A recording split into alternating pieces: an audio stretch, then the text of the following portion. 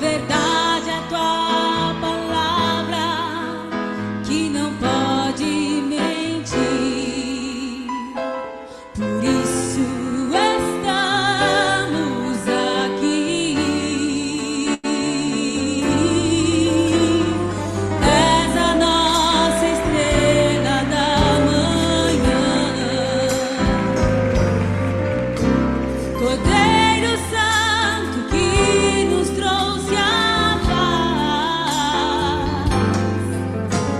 Em tuas mãos está todo vencer.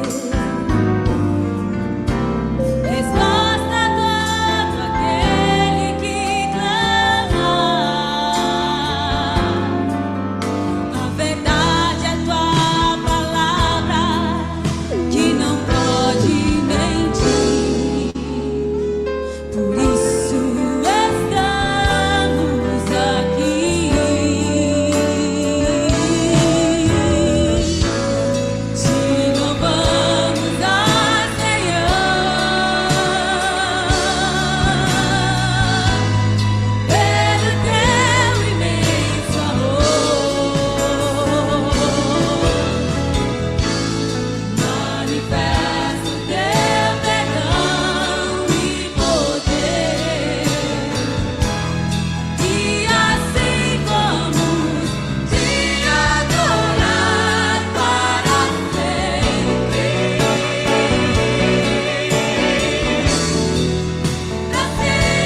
ó meu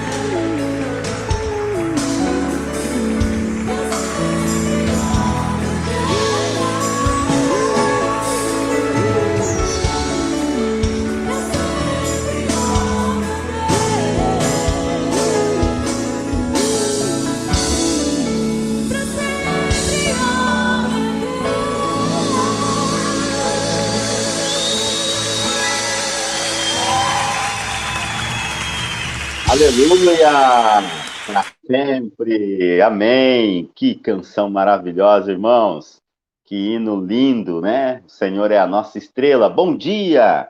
Sejam todos bem-vindos aí à nossa escola bíblica. Que bom ter você com a gente. Que Deus possa ministrar mais uma vez em seu coração nesta linda manhã. Que o Espírito de Deus possa falar, possa tocar, possa realmente fazer com que você seja ministrado através dessas palavras, através do estudo, e que tudo possa realmente cooperar para o seu crescimento e o desenvolvimento da sua fé. Que bênção! Sejam bem-vindos aí, nós estamos aí, olha o Nino, a Rose, a Rosana, bom dia a todos vocês, a Valéria, Sandra Palhão. Queridos, não esqueçam, vocês que estão com a gente aí já online, não esqueça de compartilhar o link desse encontro, dessa escola bíblica. Não esqueça também de curtir, já aproveita aí, já clica aí no like, tá bom? Dê um like aí, para que a gente possa ter ainda mais alcance com relação ao nosso canal. E, se for possível, compartilhe aí e comente também, né? Compartilhar, já falei, então comente aí. Você é tanta informação, né? A gente vai atropelando aí algumas questões. Bom dia, que Deus possa falar com você nesta linda manhã. E eu quero convidar você a abrir a sua Bíblia. Eu quero ler esse texto de Provérbios. Nós vamos ler Provérbios, no capítulo 16, e eu quero ler com você esse verso 18 de Provérbios, tá bom? Provérbios 16, verso 18. Provérbios 16, 18. Amém? A minha tradução, a NVI, ela diz assim: o orgulho vem antes da destruição, o espírito altivo antes da queda. Eu quero aproveitar e ler também na tradução da Bíblia a mensagem, que vai dizer assim: primeiro vem o orgulho, depois a queda. Quanto maior é o ego, maior é o tombo. Gente, vamos ser sinceros. Aquilo que destrói a vida de um ser humano é, de fato, o orgulho. Se existe alguém que é muito orgulhoso, somos nós, seres humanos. Nós somos orgulhosos, nós somos vaidosos. E esse provérbio dessa manhã está trazendo para nós aqui uma reflexão importante para que a gente passe a perceber e entender que nós precisamos, queridos, estar atento a esse orgulho. É o orgulho que nos impede, como diz o próprio texto, é o orgulho que precede a queda. Se nós, às vezes, sofremos, se nós, às vezes, passamos por situações difíceis, é porque pode ser que, na maioria das vezes, foi uma ação de orgulho da nossa parte que nos levou a essa situação. Pastor, será?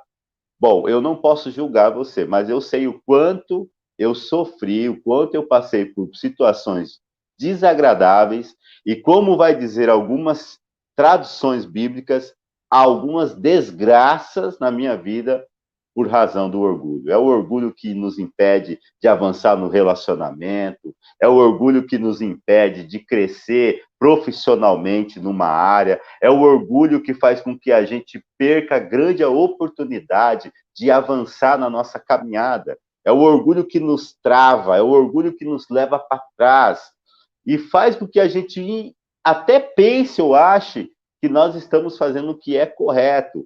É o orgulho ferido dos nossos corações que não deixa que a gente experimente coisas lindas e grandiosas e ficamos patinando quando não muitas vezes voltamos de ré nas nossas caminhadas, na nossa experiência de viver. Então, que essa palavra de Deus possa ministrar o seu coração e que você possa pedir a Deus perdão pelo seu orgulho e dizer: Senhor, sonda meu coração, vê se eu tenho sido orgulhoso e me ajude a tratar isso em nome de Jesus. Amém? Vamos orar? Deus, muito obrigado por esta manhã tão preciosa. Obrigado, Deus, pelo teu Espírito que nos movimenta, que nos leva à tua presença.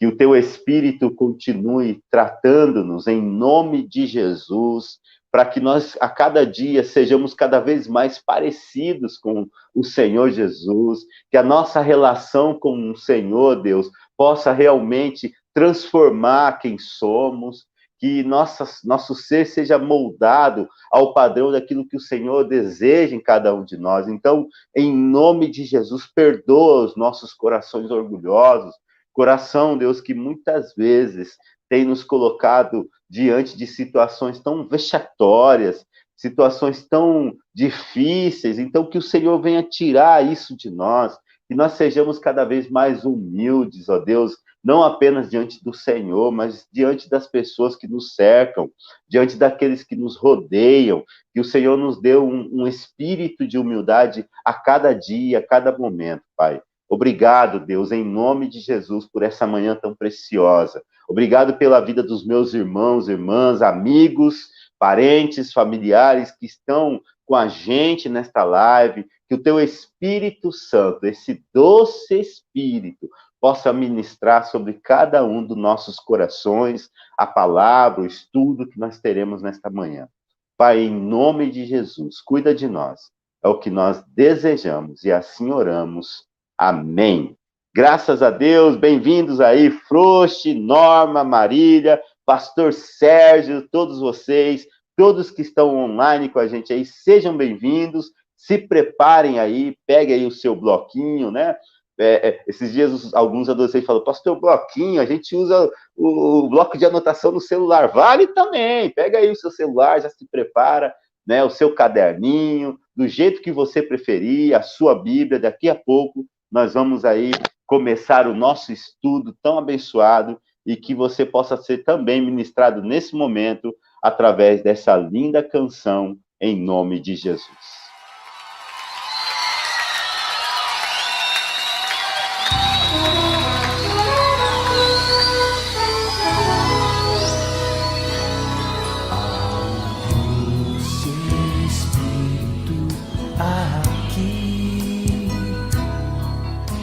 Sei que é o Espírito de Deus. Já podemos todos perceber a presença de Jesus, o Salvador. Doce presença,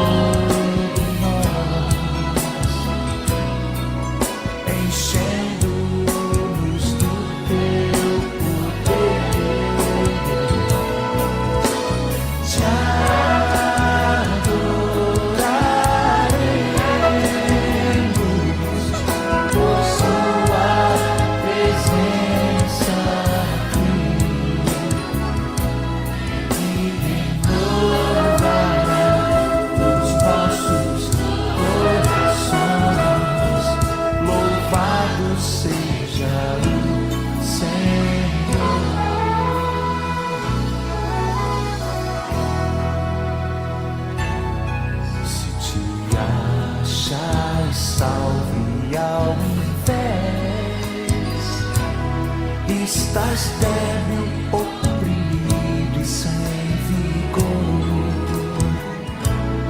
Rende-te à presença do Senhor e o Espírito te encherá de amor. Doce presença,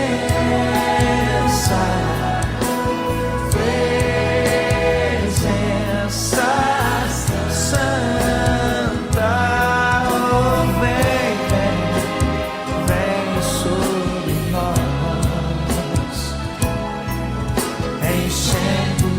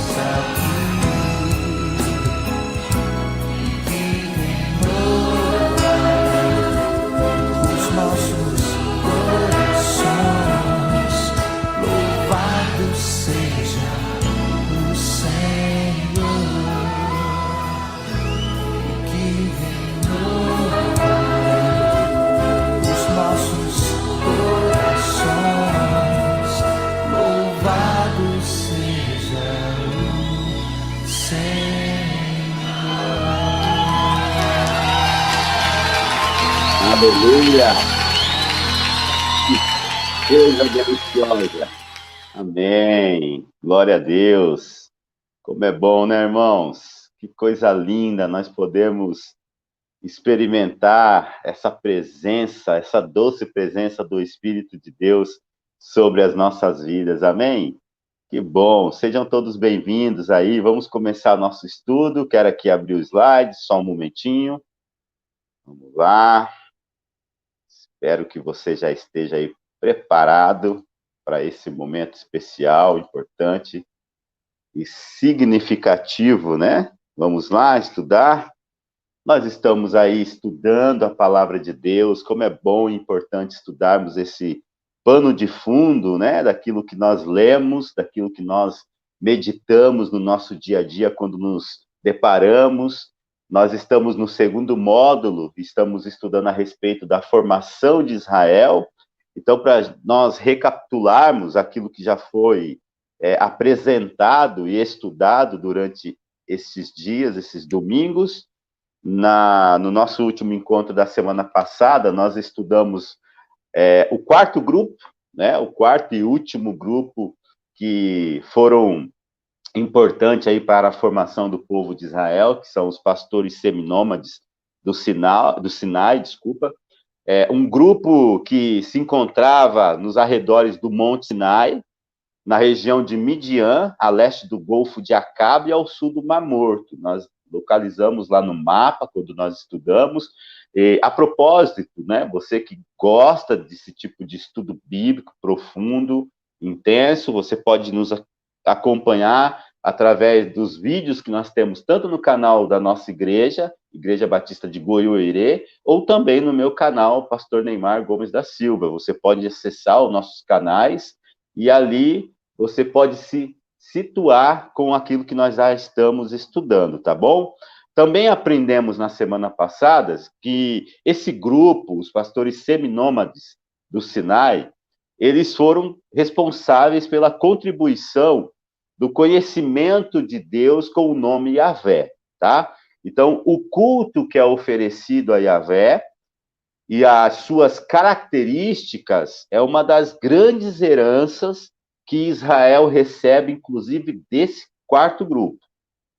E também aprendemos que a migração dos midianitas, quando eles, vamos pensar assim, vou tentar desenhar aqui, o mapa lá embaixo da Palestina, então, essa migração dos midianitas para a terra de Canaã, ela tinha acontecido em razão da dominação dos edomitas sobre Midian, conforme nós lemos no capítulo 36 de Gênesis, versículo 35, né? E também entendemos a partir daí que a intenção teológica, na verdade, era mostrar que Yahvé, o Deus Yahvé, o Deus que é autoexistente, o Deus que se nomeia assim como eu sou, literalmente, ou eu sou o que sou, eu sou aquele que existe, eu sou aquele que sempre existiu, né? Antes de mim, nunca houve, nunca haverá depois de mim. Então, a intenção do nome.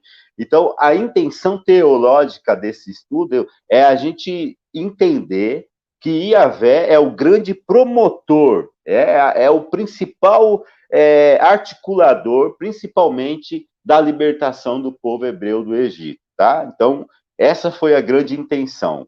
Hoje nós vamos entrar necessariamente sobre o conhecimento a respeito das tribos de Israel. Então, hoje nós vamos fazer uma pequena introdução sobre essas tribos, né?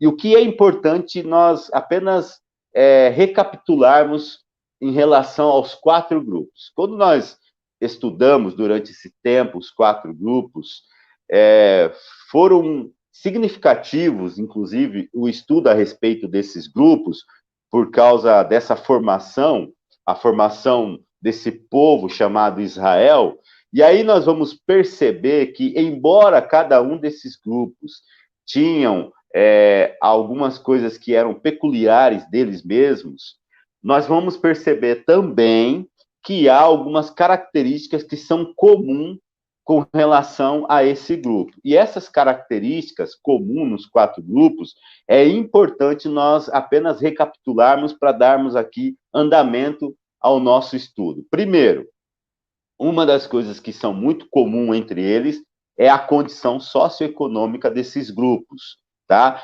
Todos eles eram hebreus, e eu já expliquei que hebreus, na verdade, é uma condição socioeconômica, ou seja, eles eram excluídos nas suas localidades.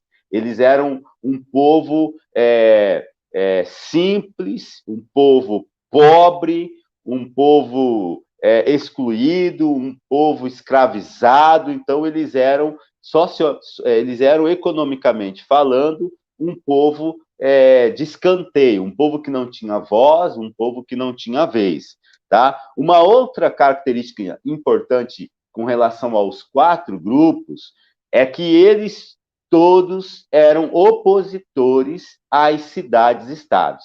Lembra quando eu expliquei que havia na Cananéia, né, ou no meio dos cananeus, várias cidades-estados, e que ao redor dessas cidades estavam ali os camponeses, né, e que dentro dessas cidades, inclusive a Bíblia, quando fala da cidade, ela fala de uma maneira pejorativa, a cidade era mal vista, e aí depois é claro que ao longo da história, principalmente no Apocalipse, quando a gente vai estudar o Apocalipse, a gente vai perceber que a cidade ela é ressignificada o seu sentido, né? Inclusive, a Bíblia vai usar o termo uma nova cidade, a cidade de Jerusalém, a nova Jerusalém. Então, de uma cidade onde o ambiente é caótico, é pejorativo, é imoral, é maldoso, é opressor, nós vamos ver ela sendo ressignificada. Mas dentro desse contexto, nós não podemos esquecer que a cidade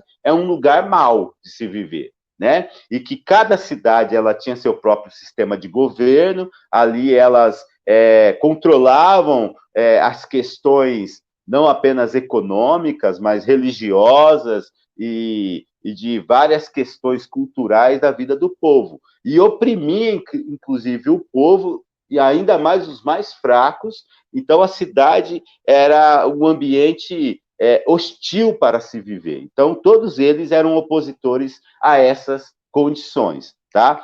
Uma outra questão muito importante também é que todos eles experimentaram o êxodo, ou seja, todos eles foram em busca de sua liberdade, especialmente do sistema opressor dessas cidades e dos seus reis.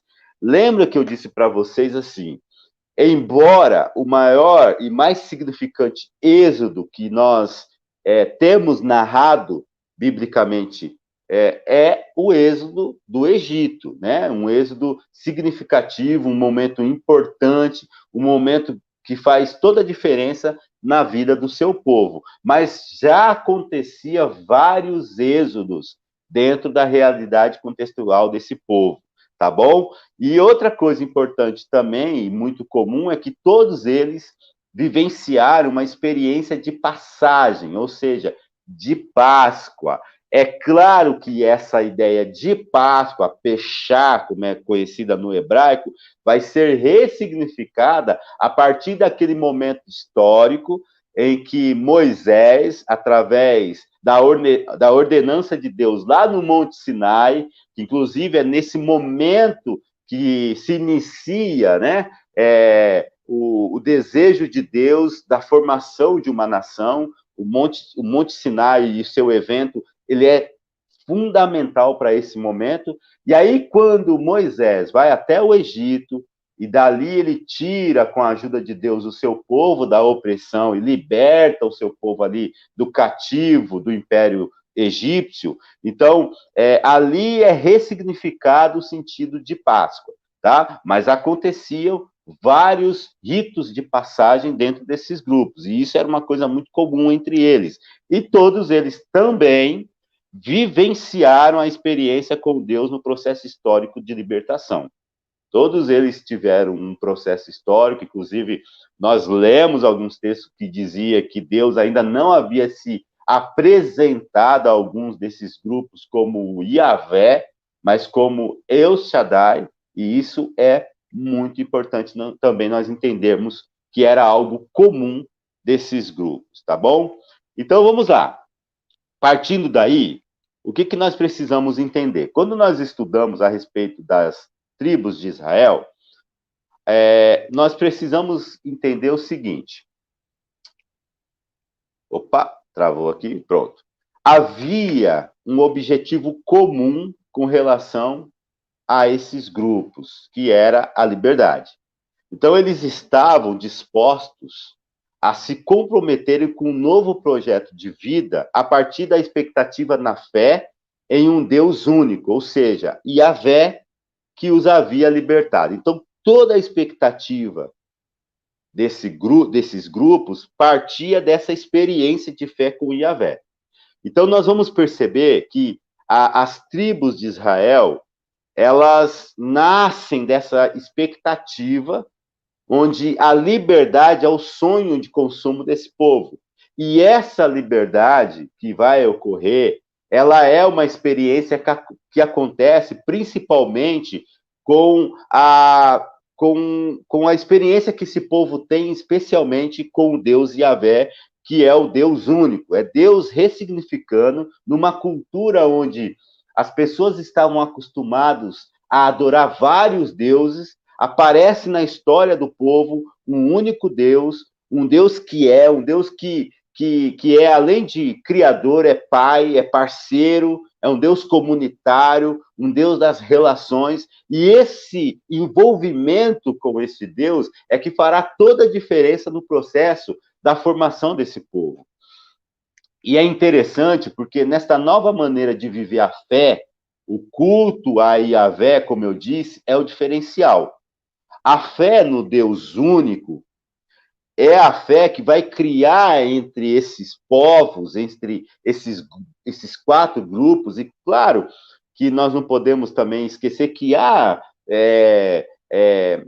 também outros grupos que nós talvez não mencionamos nos nossos estudos, mas que a gente, ao longo do estudo bíblico, vamos perceber isso. Mas é importante você entender que a fé no Deus único vai criar na vida desses grupos uma nova identidade religiosa. Eles vão entender uma nova maneira de adorar, de servir, de prestar culto a um Deus. Eu ia dizer aqui um novo Deus, mas não é bem exatamente esse o termo que eu queria usar, até porque Yahvé, como eu tenho dito ao longo dos nossos estudos, ele vem se revelando na história desses grupos. E ele vem trazendo, a partir do momento em que ele se revela na história desse grupo, ele vai formando diante deles uma nova identidade. O que automaticamente, irmãos, vai transformar a realidade social dessas pessoas. É por isso que a convivência e a experiência de vivência em grupo é, inclusive, resultado dessa experiência com Deus e Yahvé, tá? E aí, como eu havia dito, se o pontapé inicial para a formação de Israel como Sinai, como nação, começa lá no Monte Sinai, quando Yahvé se revela a Moisés, e eu já disse isso, né, no propósito, inclusive, de libertar o povo hebreu que estava cativo no Egito, em Siquém, esse desejo ele vai ser comprovado através da aliança que todos os grupos envolvidos se comprometem a fazer com Yahvé. E aí eu quero convidar você para que você já abra a sua Bíblia em Josué, no capítulo 24. Nós vamos ler este texto. Talvez você já tenha lido, passado por esse texto, mas aqui em Siquém, nessa assembleia, que assim nós podemos dizer em Siquém, é que está o ponto culminante dessa organização. Porque é aqui, nesta assembleia, quando Josué vai reunir todos os povos, todas as tribos, que já estavam, inclusive, constituídas, é que eles vão fazer um pacto, uma aliança com Deus. E esse texto, além do texto do Monte Sinai, na revelação de Moisés, é um texto significativo para esse momento da história de Israel. E aí eu quero ler com vocês esses versos, né?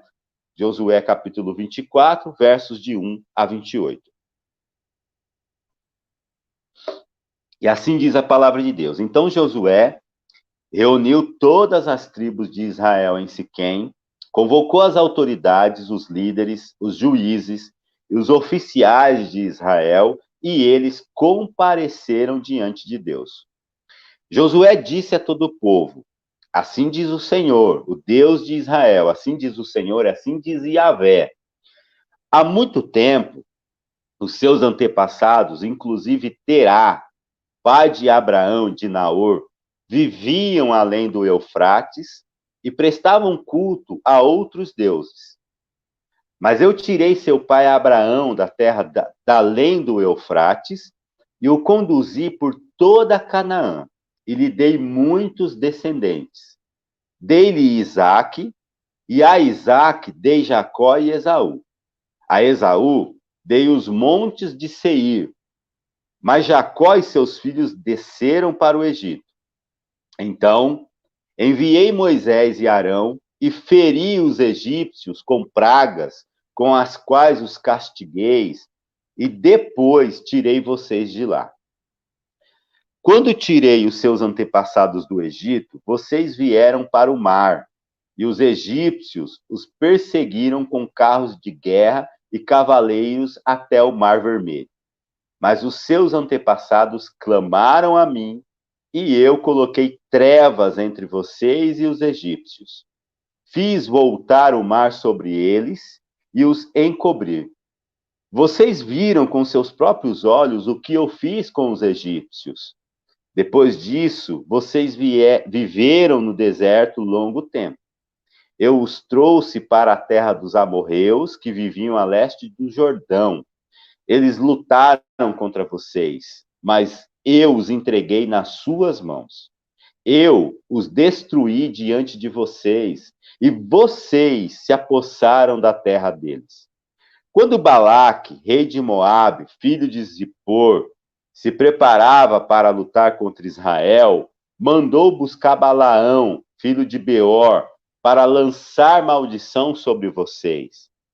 Mas eu não quis ouvir Balaão, de modo que ele os abençoou vez após vez, e eu os livrei das mãos dele.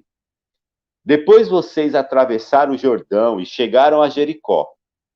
Os chefes de Jericó lutaram contra vocês, assim como os amorreus, os ferezeus, os cananeus, os hititas, os girgaceus, os efeus, os jebuseus, mas eu os entreguei nas mãos de vocês.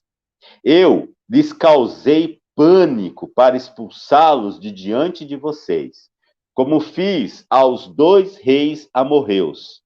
Não foi a espada e o arco que lhes deram a vitória. Foi assim que lhes dei uma terra que vocês nunca cultivaram e cidades que vocês nunca construíram. Nelas vocês moram e comem de vinhas e olivais que não plantaram. Agora temam o Senhor e sirvam-no com integridade e fidelidade. Joguem fora os deuses, lembra que eu falei da cultura? Jogam fora os deuses que os seus antepassados adoraram além do Eufrates e no Egito, e sirvam ao Senhor, sirvam a Yahvé. Se, porém, não lhes agradar servir a Yahvé, ao Senhor, escolham hoje a quem irão servir, se aos deuses que os seus antepassados serviram além do Eufrates, ou aos deuses dos amorreus em cuja terra vocês estão vivendo. Mas eu e a minha família, eu e o meu clã, muito importante isso aqui, irmão, nós vamos falar um pouco sobre isso. Eu e a minha família serviremos ao Senhor. Então o povo respondeu: longe de nós abandonar o Senhor para servir outros deuses. Foi o próprio Senhor, o nosso Deus, que nos tirou, a nós e a nossos pais do Egito, daquela terra de escravidão, e realizou aquelas grandes maravilhas diante dos nossos olhos. Ele nos protegeu no caminho e entre as nações pelos quais passamos. Além disso, o Senhor expulsou de diante de nós todas as nações, inclusive os amorreus que viviam nesta terra. Nós também serviremos ao Senhor, porque Ele é o nosso Deus. Josué disse ao povo: vocês não têm condições de servir ao Senhor. Ele é Deus santo, é Deus zeloso. Ele não perdoará a rebelião e o pecado de vocês. Se abandonarem o Senhor e servirem a deuses estrangeiros, ele se voltará contra vocês e os castigará. Mesmo depois de ter sido bondoso com vocês, ele os exterminará. O povo, porém, respondeu a Josué: de maneira nenhuma, nós serviremos a Yahvé, ao Senhor. Disse então Josué, versículo 22, vocês são testemunhas contra vocês mesmos de que escolheram servir ao Senhor. Somos, responderam eles. Disse Josué, agora então, joga fora os deuses estrangeiros que estão com vocês e voltem-se de coração para o Senhor, o Deus de Israel. E o povo disse a Josué, serviremos ao Senhor nosso Deus e lhe obedeceremos. Naquele dia, Josué firmou um acordo com o povo em Siquém e lhe deu decretos e leis. Josué registrou essas coisas no livro da lei de Deus. Depois ergueu uma grande pedra ali, sobre a grande árvore, perto do santuário do Senhor. Lembra que eu disse no último estudo que o povo Sinai, ele quando traz a expectativa desse Deus Yahvé, ainda havia esse conceito do lugar ser esses ambientes como grandes árvores, lembra? Sobre pedras, e aí depois isso vai sendo mudado, né? Mas aí, tá? Nesse texto, inclusive, confirmando isso. Versículo 27. Versículo 27. Então disse ele a todo o povo, vejam esta pedra.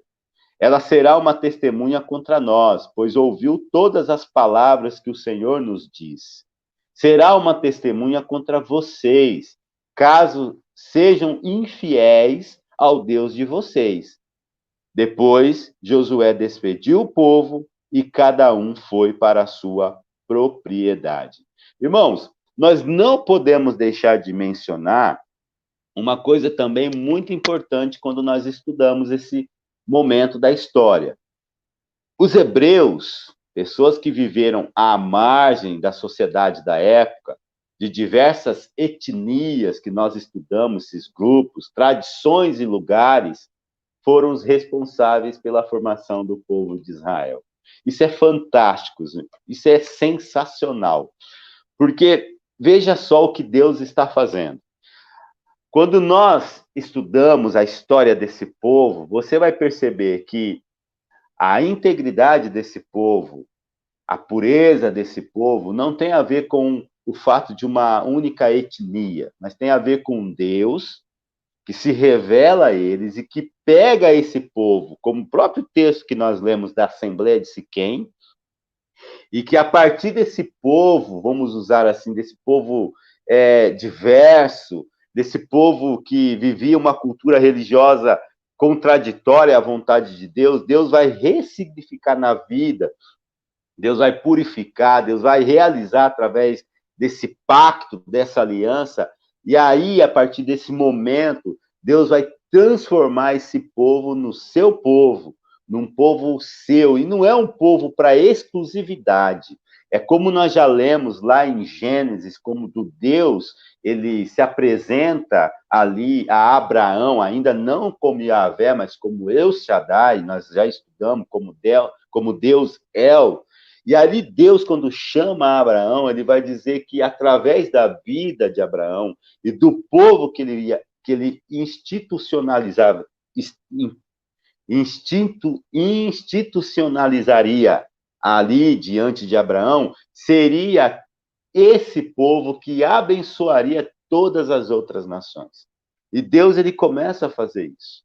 É interessante você entender essa expectativa e essa perspectiva, porque esse povo não é um povo exclusivo para uma questão de eleição, no sentido de povo único, povo que não podia se misturar, povo que não podia. Era um povo que Deus chama para, a partir da aliança que Deus faz com esse povo representar.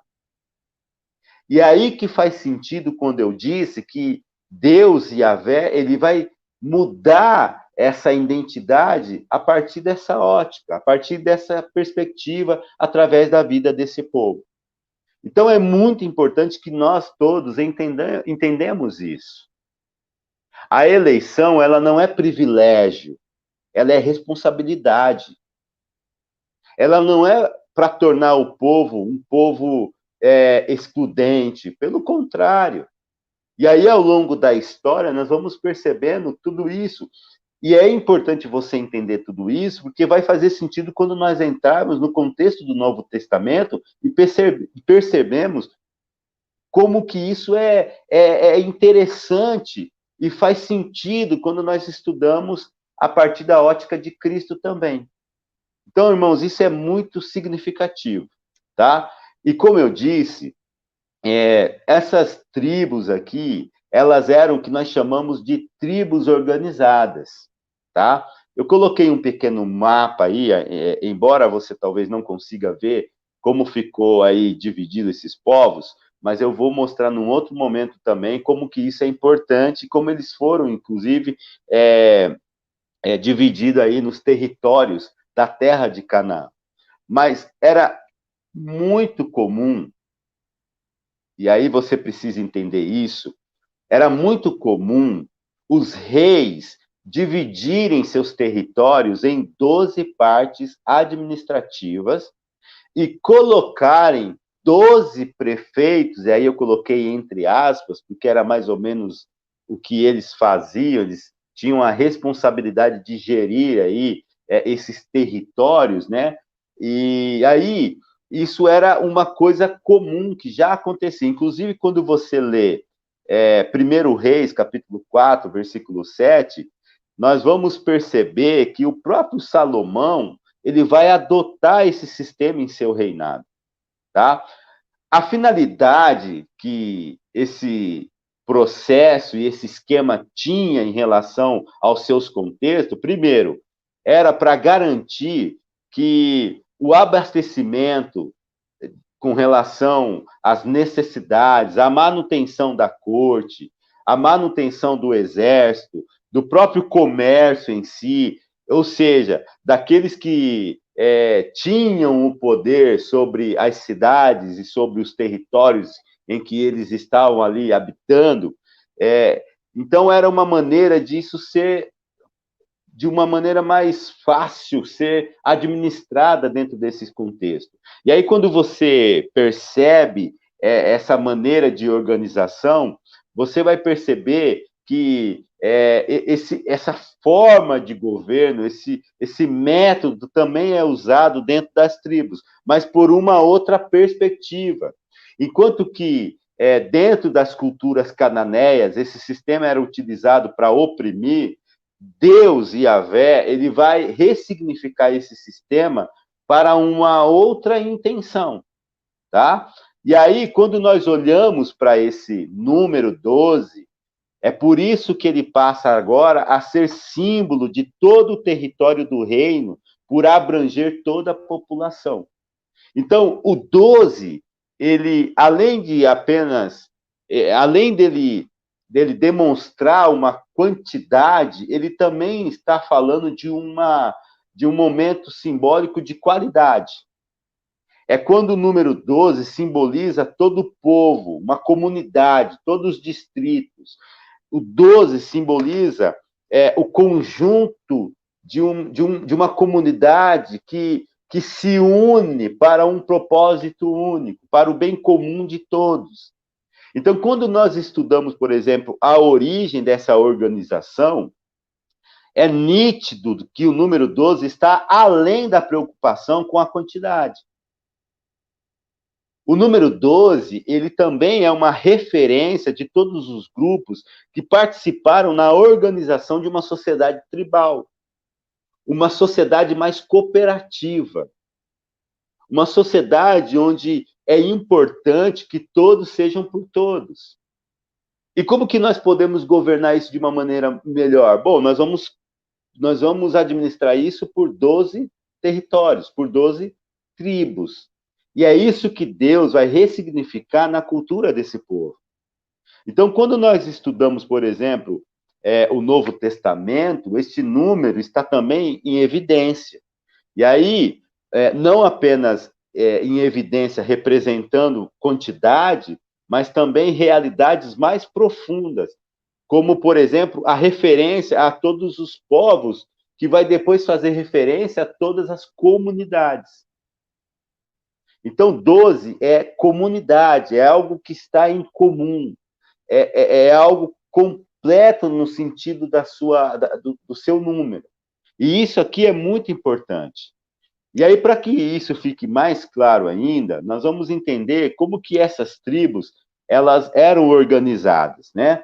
E aí, lendo o livro de Josué, nós não vamos ler exatamente todos esses textos, até porque são textos mais longos, mas lendo o livro de Josué, nós vamos perceber que essas tribos, elas estavam situadas da seguinte maneira, tá? Então, primeiro, conforme Josué capítulo 13, versículos de 8 a 33, nós vamos ver que as tribos de Ruben, as tribos de Ruben, a tribo de Gade e uma parte da tribo de Manassés, essas tribos elas se instalaram na Transjordânia, tá?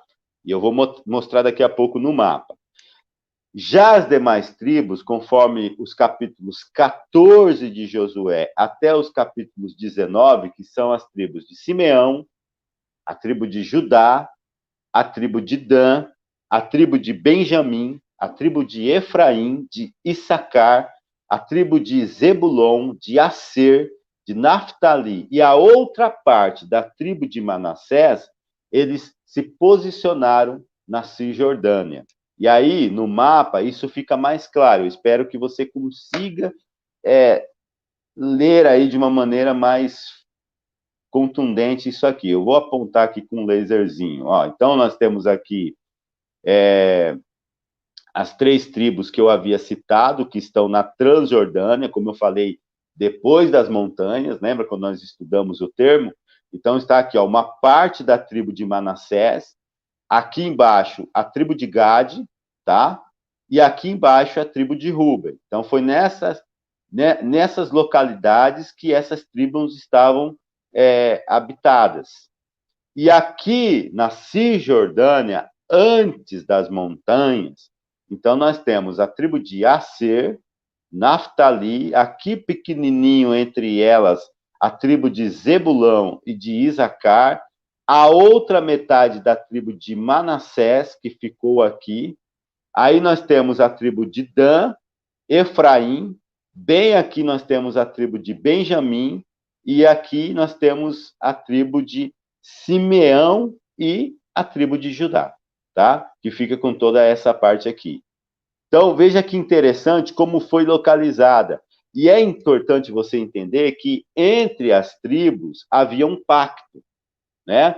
Esse novo sistema tribal, ele possibilitava que os representantes de todas as tribos, eles se reunissem periodicamente em assembleias, como aconteceu, por exemplo, nessa assembleia que nós lemos lá de Siquém.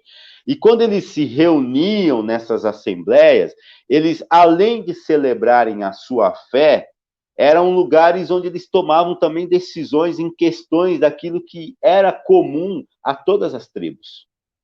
Então, nestas assembleias, cada tribo, eles também celebravam o culto a Yahvé em memória tanto à ação de Deus, daquilo que ele havia feito na história do povo no passado, quanto à ação de Deus daquilo que ele estava fazendo no próprio presente. Então, era esse o movimento que acontecia entre essas tribos. Eles tinham pacto, eles tinham coisas em comum. Isso aqui é perfeito. Nós vamos perceber que sempre foi da personalidade, do caráter de Deus, essa unidade. E aí Deus vai fazer isso, inclusive, através de Cristo, pela sua própria igreja. A igreja é um lugar de comunidade. A igreja é esse ambiente onde Deus usa o seu povo para que esse seu povo, através do convívio como igreja, demonstre à sua sociedade onde nós estamos inseridos, como igreja local, o novo sistema, a maneira como Deus quer que o povo viva. A igreja é esse modelo, assim por dizer, da sociedade que Deus espera. Olha que responsabilidade que nós temos. Não é apenas um privilégio para a gente se reunir dentro de um templo, dentro de 4 paredes, mas é também a responsabilidade para nós fazermos a diferença onde nós estamos inseridos. É isso que Deus quer através desse povo e é isso que Deus quer através da sua igreja. É por isso que quando nós falamos do sistema tribal, das tribos de Israel, nós não podemos esquecer também que uma figura significante para esse processo era os dos levitas. Os levitas tinham a responsabilidade tanto das atividades do culto, como também das transmissões das tradições, das leis, daquilo que regia a conduta do seu povo. Então veja que era algo muito bem organizado e articulado pelo próprio Deus Yahvé na vida desse povo.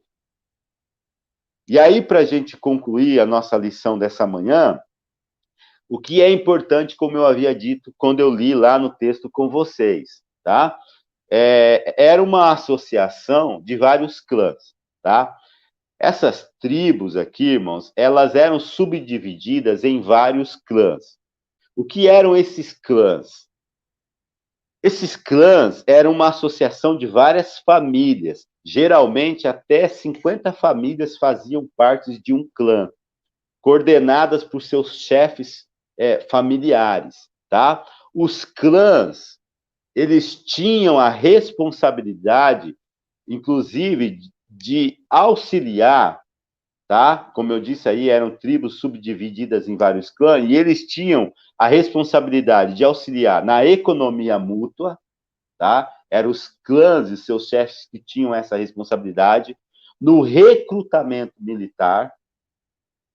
Nas tribos haviam um sistema militar não opressor como era, por exemplo, os das cidades-estados, mas era necessário para a proteção das tribos, tá?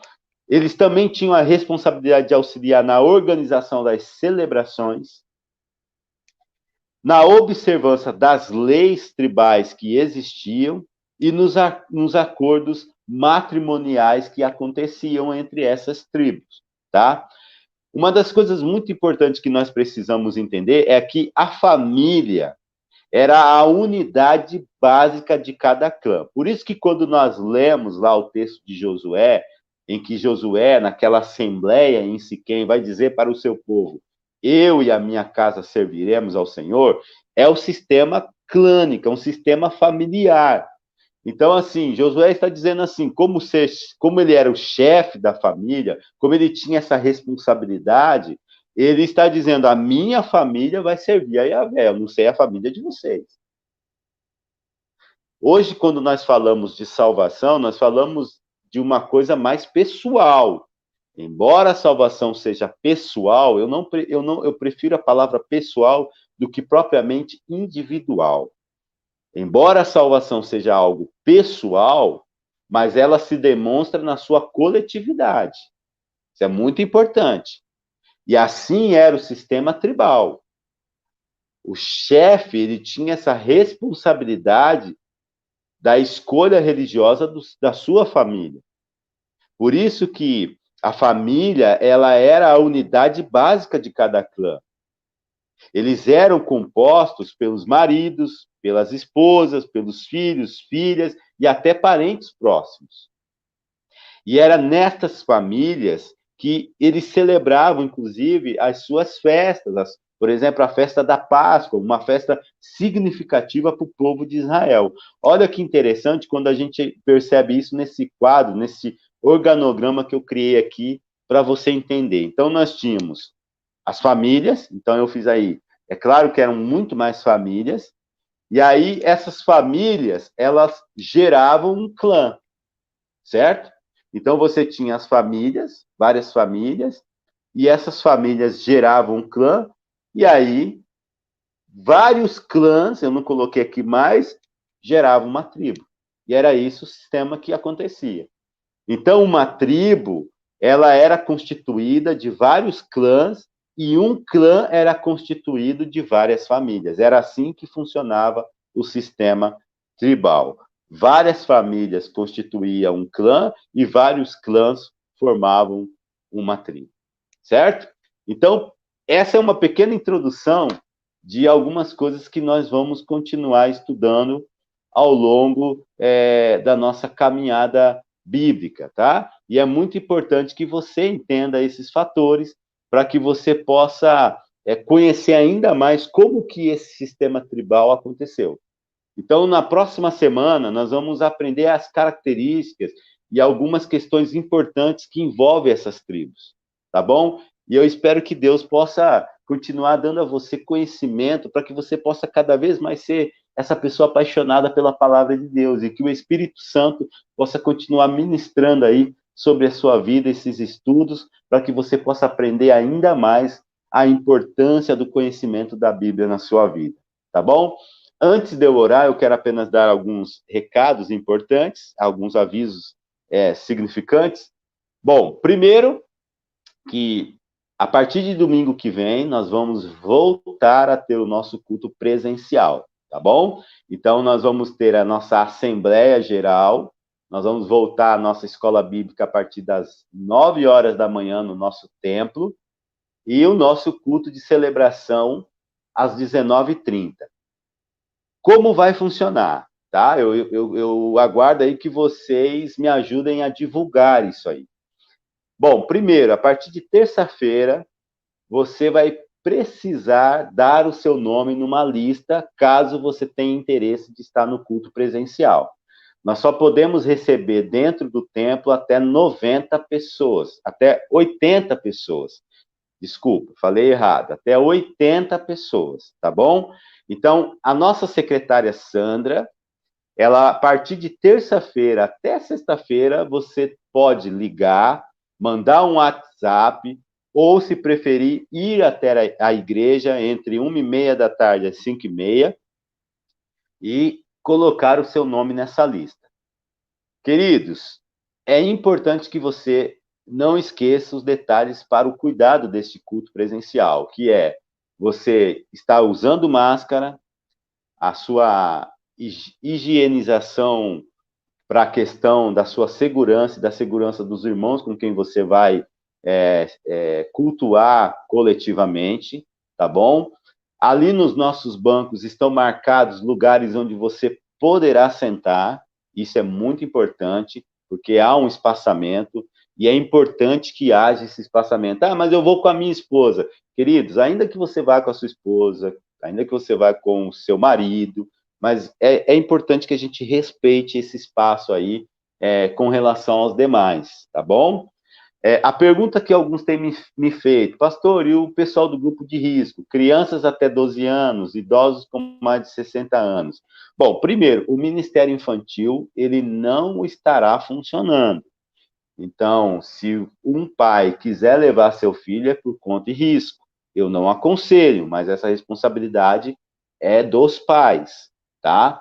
E o idoso com mais de 60 anos entra no mesmo critério. Essa responsabilidade é de cada um.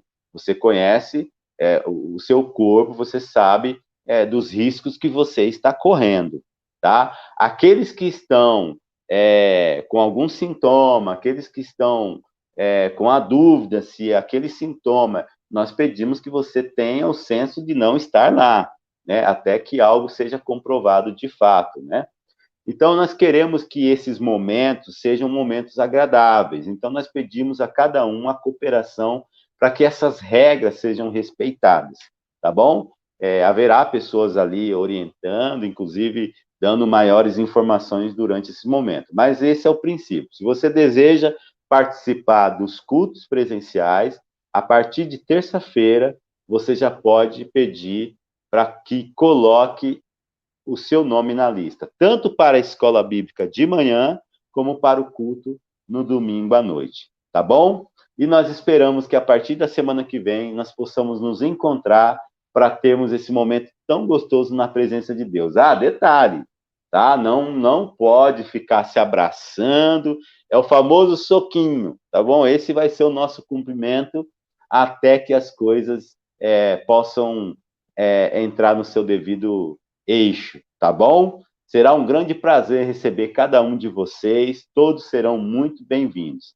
Hoje nós ainda teremos a nossa live, tá? A nossa última live, e aí a partir da semana que vem, a nossa última live não, né? Porque na partir da semana que vem faremos tanto presencial como online. Então você que não vai ao culto, não se preocupe. Nós ainda continuaremos transmitindo os nossos cultos através da nossa plataforma, do nosso canal YouTube, tá bom? Que Deus abençoe a sua vida, que você possa ser ministrado, que seja um domingo abençoado, um bom almoço, um bom descanso e até a noite, se Deus quiser, nesse culto de celebração. Pai, muito obrigado, obrigado por nossas vidas, continue conosco, é o que nós te pedimos e assim oramos em nome de Jesus.